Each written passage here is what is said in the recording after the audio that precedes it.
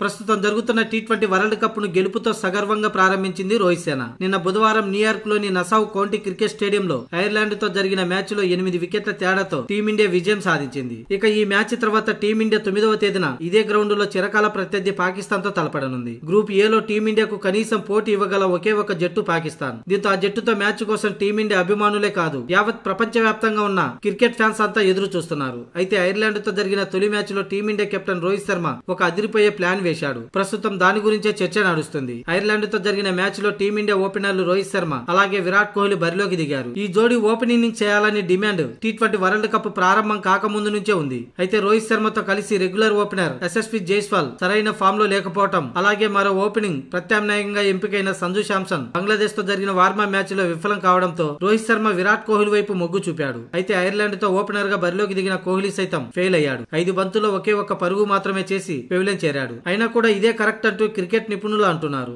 IPL లో opener గా కోహ్లీ అద్భుతంగా ఆడిన విషయం తెలిసింది. అదే రేంజ్ లో వరల్డ్ కప్ లో కూడా ఆడాలని రోహిత్ శర్మ ఆశిస్తున్నాడు. అందుకే కోహ్లీని ఓపెనర్ గా బరిలోకి దింపాడు. పైగా కోహ్లీ ఓపెనర్ గా రావడం వల్ల టీమిండియా ప్లేయింగ్ 11 లోకి మరో ఆల్రౌండర్ ని తీసుకునే అవకాశం ఉంటుంది. ఐర్లాండ్ తో మ్యాచ్ నే తీసుకుంటే హార్దిక్ పాండ్యా, జడేజాతో పాటు శివన్ దుబే, అక్షర్ పటేల్ ఇలా ఏకంగా 4 ఆల్రౌండర్లకు ప్లేయింగ్ 11 లో చోటు దక్కింది. కోహ్లీ ఓపెనర్ గా రాకుండా ఉంటే జైస్వాల్, సంజు శాంసన్లలో ఒకరిని ఆడించాల్సి ఉండేది. అప్పుడు ఒక ఆల్రౌండర్ బెంచ్ కే పరిమితం అయ్యేవాడు. అదనపు ఆల్రౌండర్ టీమ్ లో ఉంటే బ్యాటింగ్ డెప్త్ తో పాటు బౌలింగ్ కూడా చేసే అవకాశం ఉంటుంది. ఎలాగో కోహ్లీ సూపర్ ఫామ్ లో ఉన్నాడు. ఐర్లాండ్ తో ఒక్క మ్యాచ్ లో విఫలమైనంత మాత్రాన కోహ్లీని తక్కువ అంచనా వేయాల్సిన అవసరం లేదు. టాప్ నుంచి బాటం వరకు ఏ స్థానంలోనైనా ఆడగలిగే ఏకైక ఆటగాడు విరాట్ కోహ్లీ. అందుకే ఐపీఎల్ లో దంచి కొట్టడంతో ప్రస్తుత వరల్డ్ కప్ లో కూడా రోహిత్ శర్మ కోహ్లీని ఓపెనర్ గా బరిలోకి దింపడం పక్కాగా తేలిపోయింది. అంటే రేపు 9వ తేదీన పాకిస్తాన్ తో జరిగే మ్యాచ్ కూడా ఎటువంటి సందేహం లేకుండానే రోహిత్ శర్మతో కలిసి విరాట్ కోహ్లీ ఓపెనర్ గా బరిలోకి దిగడం పక్కా.